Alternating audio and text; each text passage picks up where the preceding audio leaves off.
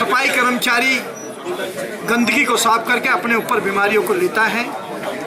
मैंने यहाँ देखा कि सफाई कर्मचारियों को मेडिकल सुविधा कोई नहीं मिल रही है। जो आपके सामने निर्देश किए हैं कि दुर्भाग्यपूर्ण है कि देश का पढ़ा लिखा राज्य, समझदार राज्य गोवा जैसी जगह पे अगर अवेयरनेस की कमी है तो बड़ा दुर्भाग्यपूर्ण है।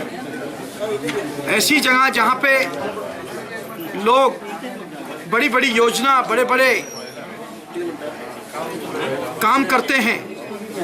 अभी रिसेंटली में प्रधानमंत्री जी ने भी यहाँ अवार्ड दिया है, तो फिर भी यहाँ सफाई कर्मचारियों की एक तो जनसंख्या कम है, वो भी मैंने ऑर्डर किए तुरंत मापदंड और या डिस्ट्रिक्ट के हिसाब से सफाई कर्मचारी को ना लगाया जाए। एक सफाई कर्मचारी से तीन सफाई कर्मचारी का काम लिया जाता है, वो दुर्भाग्यपूर्ण है। कोई मापदंड नहीं है, कोई तरीका नहीं है। बेसिकली जो प्राइवेटेशन का जो इसके अंदर निजीकरण हो रहा है, ये सबसे बड़ा दुर्भाग्यपूर्ण है। देश को आज़ादी को हुए आज 50 वर्ष से भी ज़्यादा हो गए हैं, लेकिन देश का सफाई कर्मचारी अभी गुलामियों की पीढ़ी के अंदर बंधा हुआ है। जिस प्रकार विदेशों के अंदर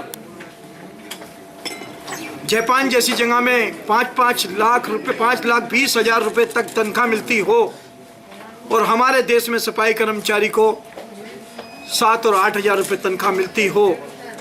जैसे माननीय प्रधानमंत्री जी ने भी कहा कि सफाई कर्मचारी का 1,000 प्रति माह बीमारी में लग जाता है। अगर बीमारी में लग जाता है जब 700-800 रुपये, तो उसको 7,000 रुपये महीने का, तो फिर वो उसको तनख्वाह में वो क्या अपने बच्चों को खिला पाएगा।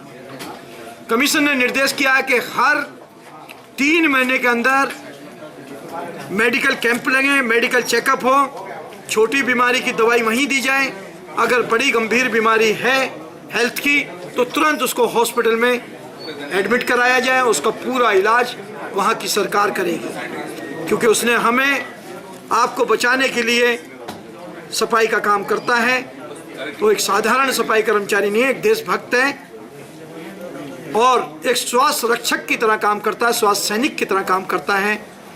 इसलिए उसकी गोवा जैसे विकसित जो स्टेट है, वहाँ सफाई कर्मचारी की तनख्वाह भी बढ़नी चाहिए।